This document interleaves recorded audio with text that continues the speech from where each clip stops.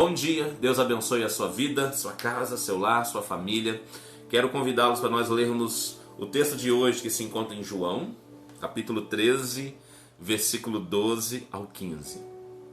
João 13, do 12 ao 15 nos diz: Tendo-lhes Jesus, lavado os pés, tomou um manto, voltou a sentar-se à mesa e perguntou-lhes: Entendei o que vos fiz? Vós me chamais de mestre e senhor, fazeis bem, pois eu sou. Se eu, senhor e mestre, lavei os vossos pés, também deveis lavar os pés uns dos outros, pois eu vos dei exemplo, para que façais também o mesmo. Um dos grandes obstáculos do cristianismo atual em convencer não cristãos sobre a nossa crença está na prática. Infelizmente, não somos acostumados a servir e não nos comovemos mais com a nossa falta de humildade. Francis Schaeffer foi um renomado teólogo cristão e em muitos de seus escritos ele dizia estar convencido de que o problema da falta, eu até grifei isso aqui, queridos, o problema da falta da prática cristã e de amor ao próximo não traziam a realidade divina para a humanidade. Vou falar mais sobre isso depois. E, consequentemente, as pessoas não buscavam ou não chegavam a Deus. Nestes versículos de hoje, o próprio mestre não se importou em fazer um serviço designado a servos ou a escravos para demonstrar o amor e prática. Não foi uma demonstração em busca de cargos ou visibilidade na igreja, e sim uma lição de que qualquer serviço feito por amor a Deus e a seus filhos é digno da mais alta consideração. Irmão, Jesus quebrou tudo. E eu vou explicar para os irmãos por que Jesus quebrou tudo. Pense em alguém poderoso na terra, mais poderoso hoje, atualmente. Talvez alguém vai dizer ao presidente dos Estados Unidos, que é a nação mais poderosa da terra. Jesus é só o Filho de Deus, Jesus é simplesmente aquela pessoa que quando estava na terra, ele sofreu e viveu como um homem porque ele precisava passar por aquilo, mas só o Filho de Deus, com consciência do que ele veio fazer na terra. Jesus disse: eu vi o diabo cair do céu como um raio. Da onde que ele viu isso? Dos céus. O Filho de Deus, o próprio Deus. Esse Jesus que não existe nenhum nome acima do nome dele, esse Jesus que não existe pessoa na terra poderosa o suficiente para falar assim: eu sou mais do que esse cara, eu sou pelo menos igual a Jesus. Esse Jesus 100% homem na terra simplesmente tirou as suas roupas de cima, ele se despiu, ele se cingiu na cintura com uma toalha e foi no pé dos 12 apóstolos, um por um. E olha que naquela época não tinha sapatinho e meia. Naquela época era poeira por onde você andasse em Israel, não tinha calçamento. Então, provavelmente os discípulos, ao chegar na ceia ali, estavam com seus pezinhos sujos de poeira. Jesus lavou o pé de cada um deles, levantou-se, sentou na mesa e perguntou: vocês entenderam o que eu fiz? Vocês prestaram atenção exatamente no que eu fiz? Vocês me chamam mestre e senhor e dizeis bem porque eu sou. Mas se eu sou mestre e senhor e vos laveis os pés, vocês devem lavar os pés uns dos outros. Um ato simbólico para representar o quê? Se eu sou mestre e me humilhei diante de vocês, então se vocês são servos, vocês devem se humilhar diante de todas as pessoas. Irmãos, dentro disso existe um princípio. Dentro dessa humildade, dessa servidão que nós temos diante das pessoas, há um princípio de honra que vem da parte do Senhor. Quando nós nos humilhamos diante das pessoas, em nome do Senhor Jesus Cristo, nós somos honrados por Deus. Nós estamos cumprindo o propósito.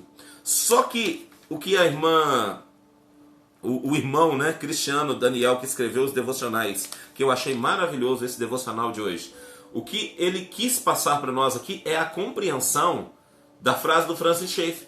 Porque as pessoas estão perdendo a comunicação com Deus, porque elas pararam de servir as pessoas. Nós estamos querendo chegar até Deus sem cumprir o propósito que Deus nos chamou para cumprir. Nós estamos querendo nos aproximar de Deus através da oração, mas diante das pessoas nós não estamos mais fazendo o que Jesus nos convidou para fazer. A humildade, o dobrar os nossos joelhos diante das pessoas e lavar os pés de forma simbólica, servir as pessoas diante da humildade, não importa o tamanho que a gente esteja. Não importa o quão conhecido eu sou, o quão famoso eu sou, o quanto dinheiro eu tenho, se eu não sirvo as pessoas, eu perco a minha conexão com Deus. Isso é um princípio e que Jesus nos ensinou. Se eu sou mestre, Senhor, e vos lavei os pés, vocês devem lavar os pés uns dos outros. A nossa igreja Batista do Sétimo Dia, nós temos como um ritual simbólico, junto com a Santa Ceia, a cerimônia do lava-pés. Mas isso, irmãos, é só para nós não esquecermos.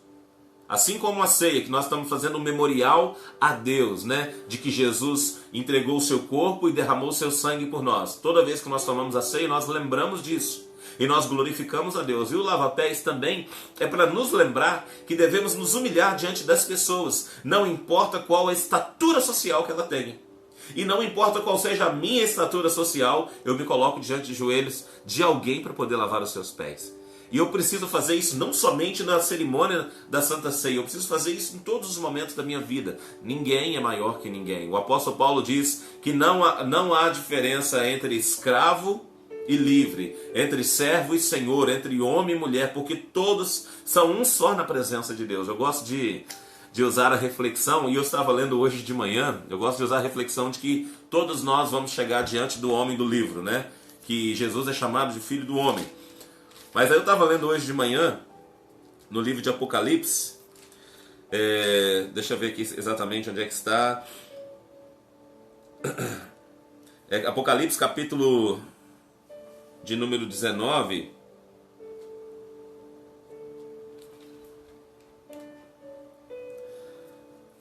Capítulo 20, do versículo 11 em diante, diz assim: Então vi um grande trono branco, e o que estava sentado sobre ele, da presença dele fugiram a terra e o céu, e não se achou lugar. E vi os mortos, grandes e pequenos, que estavam diante do trono, e abriram-se livros, vários livros. Cada livro é o nosso livro da vida. O meu livro, as minhas obras estão nesse livro, né? Simbolicamente dizendo. E abriu-se outro livro, que é o livro da vida. Os mortos foram julgados pelas coisas que estavam escritas nos livros, segundo as suas obras. Ou seja, o meu livro está aberto, né? O meu livrinho pequeno, simbolizado pela lição, e o livro da vida. As minhas ações estão nesse livro, e eu serei julgado por esse livro baseado no que está escrito nesse livro. Foram abertos diversos livros. Ou seja, irmãos, chegará o tempo que eu e você vamos estar diante do tribunal de Deus. E Jesus, que tem olhos como chama de fogo, ou seja, nada passa despercebido, ele vai me julgar pelas minhas obras. Presta atenção.